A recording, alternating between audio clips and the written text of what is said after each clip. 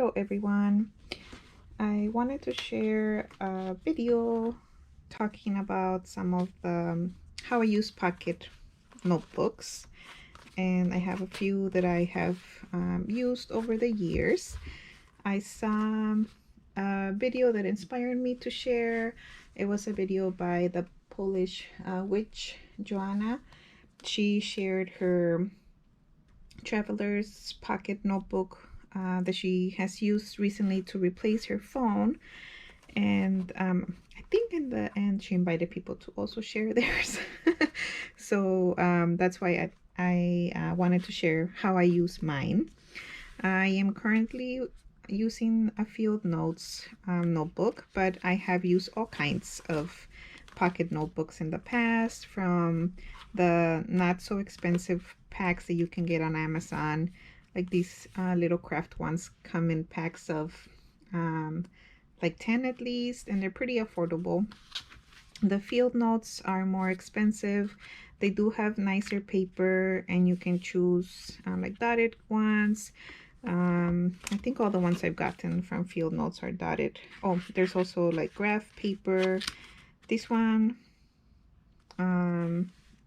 this particular blue one came in a set of 5 because it's the Great Lakes edition. So this was the Lake Michigan one that I used, and this one came in a set of 3. I gifted one. This is the spring edition. Field notes can be kind of expensive in my opinion. I think you can buy like a set of 3 for 15, which when you compare it to a set of 10 in the regular craft, not brand name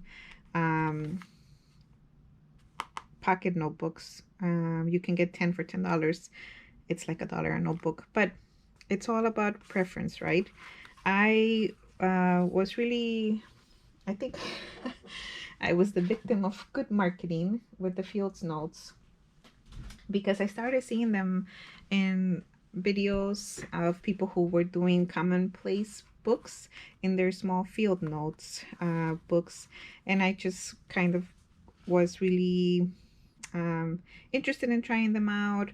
Now that I have tried them out, I don't think I want to just write in field notes for the rest of my life, but it was nice to try them out. Anyway, let's see.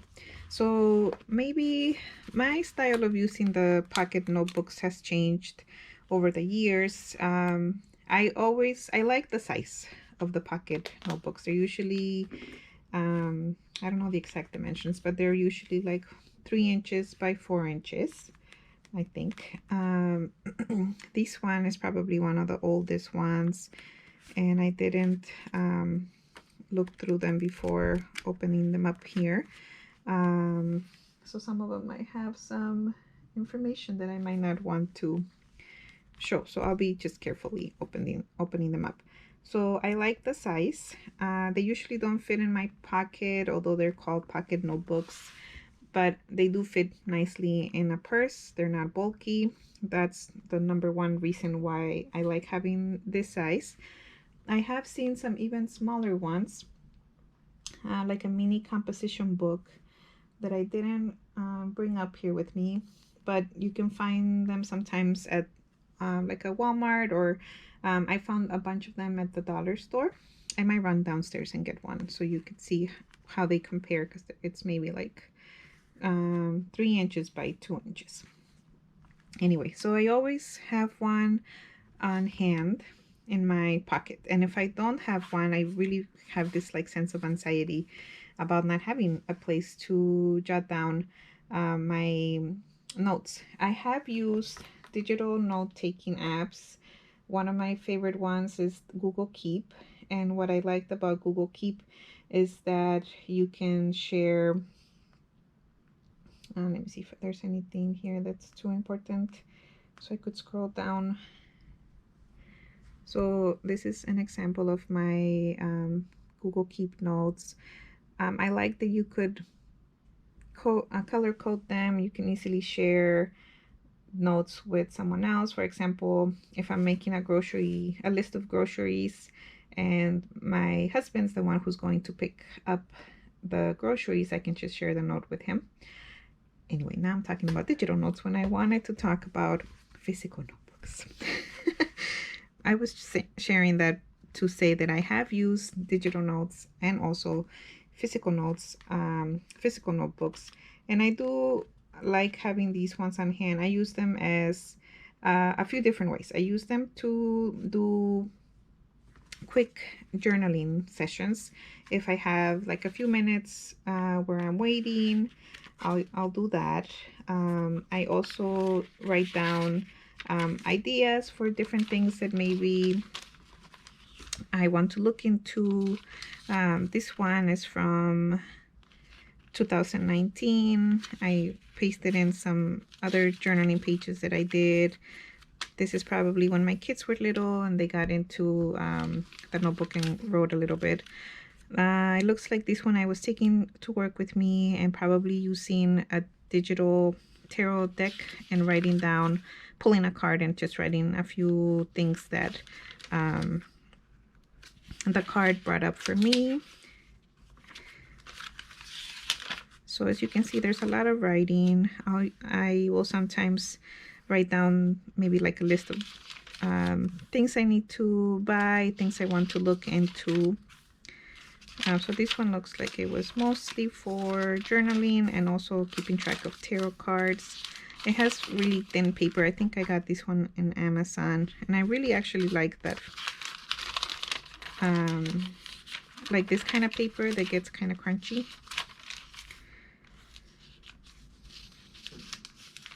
I have a list of who to interview next. These are people from Instagram, and I can't remember what I was interviewing them for, so I'm gonna have to read that over since I'm also doing a new interview series now. I have here a sticky note with some of my tarot wish lists. Let's see, have I gotten any of these?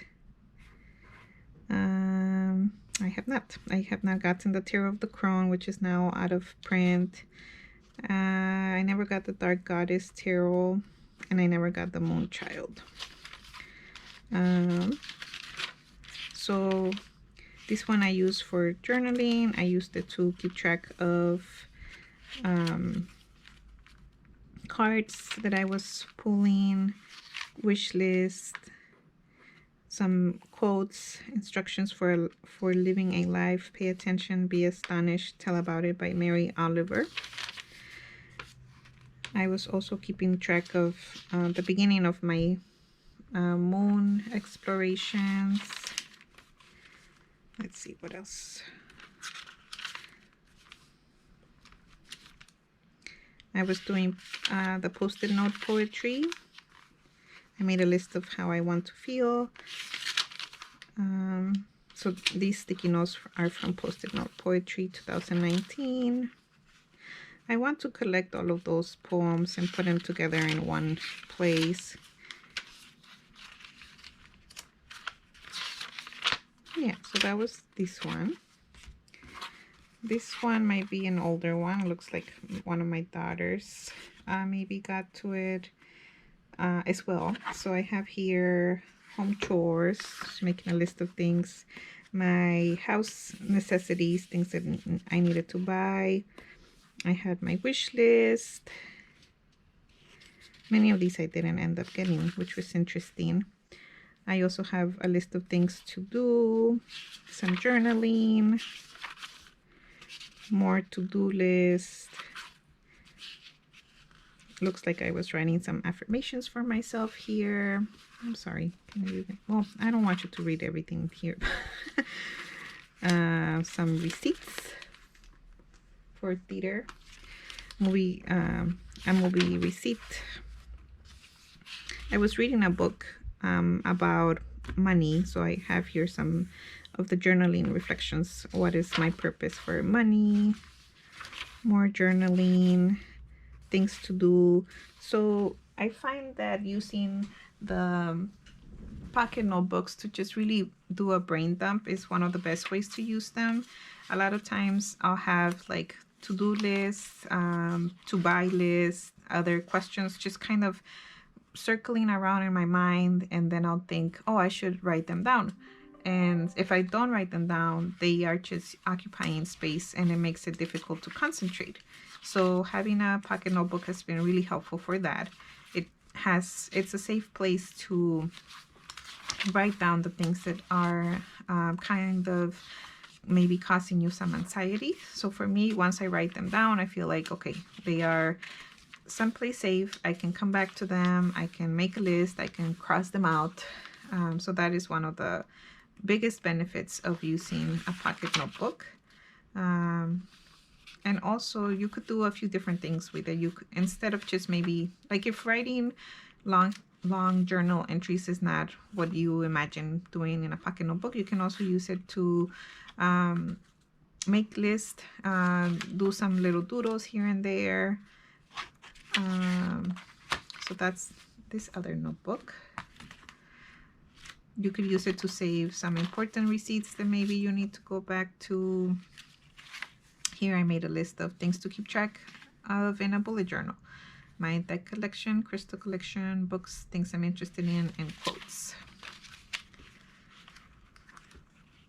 If you have not used a pocket notebook before, I would say give it a try. Don't go for the super fancy moleskins. Just get a very simple one just to try out how it feels to have a place to put all the things that are on your mind and see if that creates some space in your head so that then you can focus on other things that you need to do.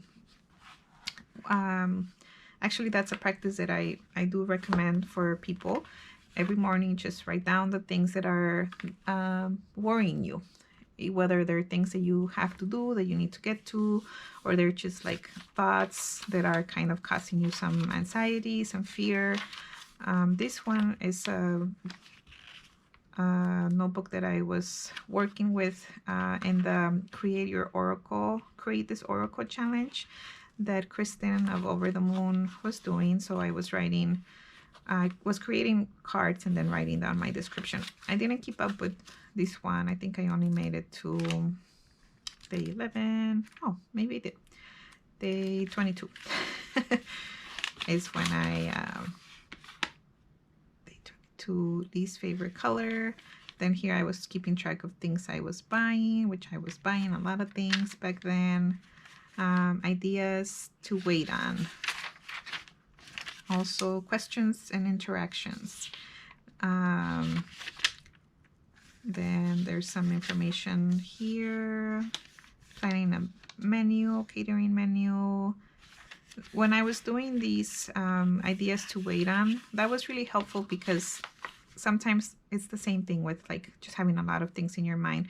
Sometimes for me, there's like all these things I want to do, but I can't do them all. So writing them down helps me at least feel like I'm making some progress. I can come back to this list and see if I can move on any of the things. So for example, I waited on gel printing for many years, and then a couple of years ago, I started gel printing. I have started doing lithomancy readings. I created a coffee shop for my altar art and other things. I never got around to doing the harvest cycle reading, but I did offer like an experience on moon cycles, writing more and recording a podcast I did. Then I was keeping track of ideas I attracted. I created a YouTube channel. I created my Mighty Networks, and I also created my creativity journal. Let's see. This one, so this was like a format. Ideas to wait on, questions and interactions was a way to figure out what to write. So here in the questions and interactions, I sometimes would write like a comment that someone said to me, like a compliment. Yeah, so I really actually enjoyed doing that format.